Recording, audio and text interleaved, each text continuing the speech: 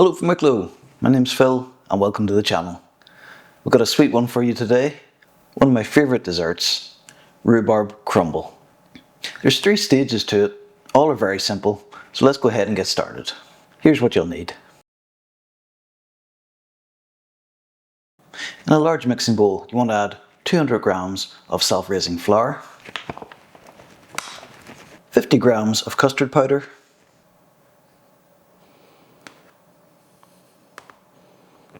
which is the equivalent of 3 tablespoons. You want to add 150 grams of salted butter. I bring it up to room temperature, which will help us to be able to mix it better. Just add that into the flour.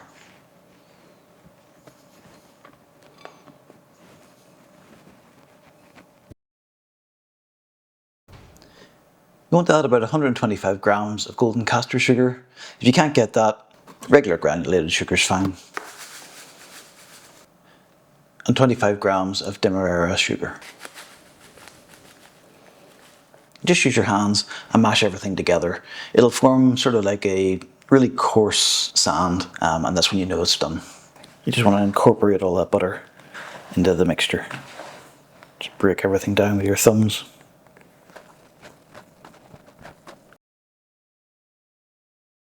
Well, that's the crumble topping done. Very, very easy. We'll now go and preheat the oven to 180 and we'll work on our rhubarb filling.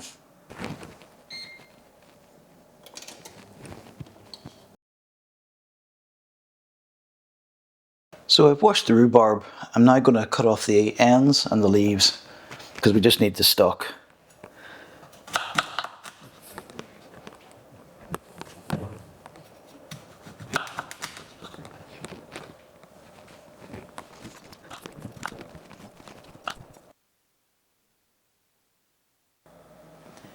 If, like me, your oven-proof dish is kind of small, we're going to have to boil it in a big pot. That'll reduce the size of all the rhubarb. So let's go ahead and do that now. To our pot we'll add the rhubarb, 50 grams of castor sugar, 1 teaspoon of corn flour, and 1 teaspoon of vanilla extract. And mix occasionally until we start to see the rhubarb soften and the sugar dissolve. Try and coat the rhubarb with the sugar and mixture as much as possible. The rhubarb will start to release moisture as it cooks, and this will help dissolve the sugar as well. My wife isn't a big fan of fruit dishes, especially for desserts, but this one she really enjoys, so give it a go even if it's not your thing. The rhubarb will start to release a nice fruity smell. That's a good indication of when the process is starting. It's still quite firm at this stage. You can feel it with the spatula. I start to see juices now at the bottom of the pan. That's a good sign for the caramelization.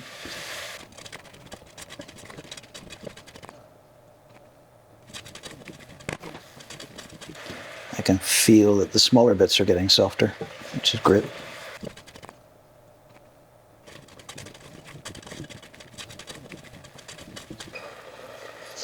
Once it's done, just remove from the heat and put it into the oven-proof dish. And just flatten out just to get an even surface. Just put it on the baking tray just in case there's any spillage when we're baking in the oven. I've let it cool slightly, but just look how glossy it is. That's our oven up to temperature now, so we can put the crumble mix on top of the rhubarb. You want to just try and get an even coating on top.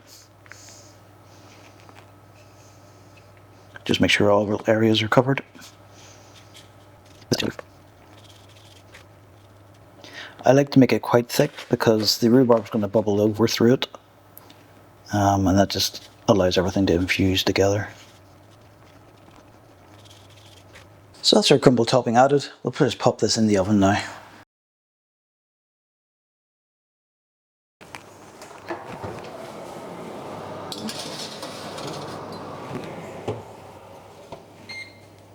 I'm going to set it for 25, but I'll check in on it at 20 and see how it's doing.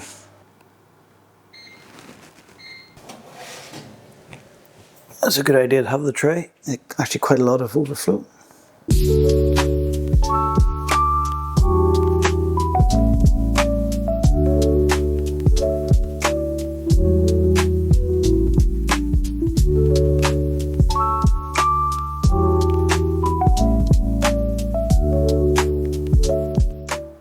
The smell in the kitchen is amazing. You've got that fresh rhubarb smell, but obviously the sugar as well.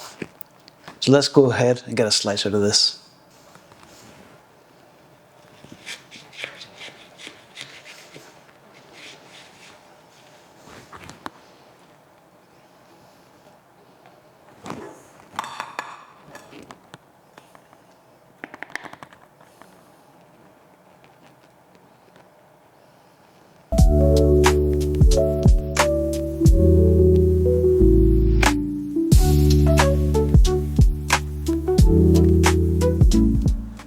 Well, I've served it now, so let's give it a go and see what it's like.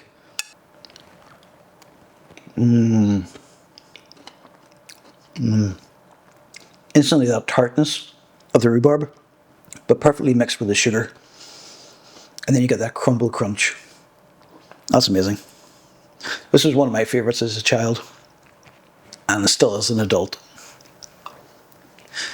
I'm going to go and finish the rest of this off. But that's it for this one. Thanks for watching, and I'll catch you for the next one.